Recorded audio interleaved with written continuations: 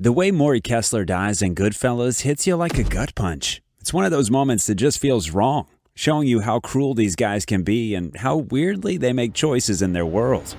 The really messed up part about Morrie's death is how it all plays out, with Jimmy Conway looking like he's had second thoughts about killing him, but then going ahead anyway.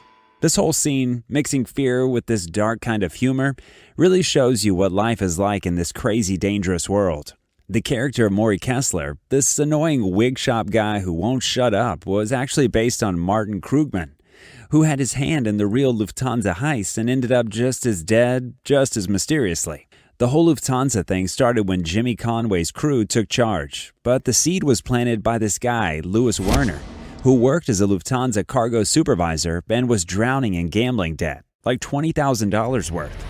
Werner went to Martin Krugman and spilled about all this untraceable cash coming in from Germany, just sitting there in the JFK vault. Krugman took this juicy bit to Henry Hill, who ran it by Jimmy Conway. Conway, who knew his way around airport jobs, put the whole thing together and walked away with about $5 million, which would be roughly $23 million in today's money. But what should have been their big win turned into a nightmare as Conway got paranoid and started taking people out left and right. Morrie just wouldn't stop bugging them about his cut, which was supposed to be $500,000, about $2.4 million today, and that's what finally did him in.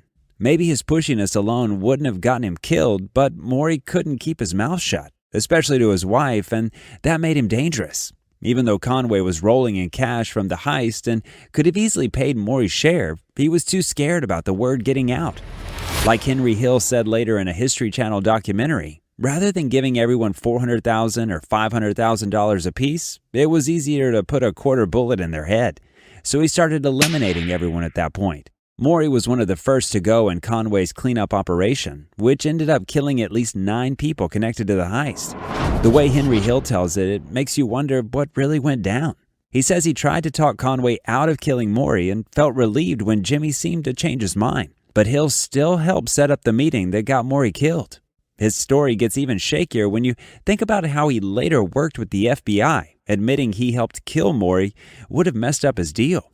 Hill's version makes him look innocent enough, but who knows? Maybe he played a bigger part, like leading Morrie to his death. And after all, Morrie trusted Hill way more than Conway.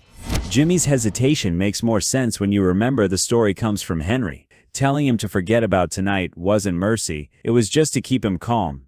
Jimmy knew Henry was attached to Morrie and might object, so he gave him a false sense of relief while sticking to the plan. In truth, Morrie was doomed from the start. Not because Jimmy couldn't pay him, but because he wouldn't stop talking about the heist even to his wife. After the heist, Jimmy's paranoia drove him to wipe out anyone who might spill, and Morrie fit that profile perfectly. His hesitation wasn't second thoughts. It was strategy, a way to manage appearances before the inevitable. The movie shows Tommy DeVito killing Morrie in a car, but that's not exactly how Hill said it happened. According to him, it was Angelo Sepe who did the job. This cold-blooded killer took out lots of others from the heist too. Sepe wasn't anything like the goofball Frank Carbone from the movie was, which really shows you how Hollywood softened up the real story. However it went down, Morrie's death shows you how quickly trust can vanish in the mob world, where saving your own skin matters more than loyalty. When the FBI looked into Martin Krugman's disappearance, they found some clues but never solved it. Hill hinted that Krugman might be buried at Robert's Lounge, this mob hangout in Queens. People said Berg buried lots of bodies there, but even after digging the place up, they found nothing, with no real proof either way. They just declared Krugman legally dead in 1986. His case is still open, just another mystery from the Lufthansa mess. The whole thing with Morrie Kessler in the movie and Martin Krugman in real life shows you what mob life was like. Whether Jimmy Conway really thought twice about killing Morrie or was just putting on a show to keep Hill happy, it ended up the same way. Another violent death because of greed and paranoia. Morrie couldn't shut up and kept pushing for his money, and that got him killed in a world where keeping quiet and laying low were pretty much the only ways to stay alive.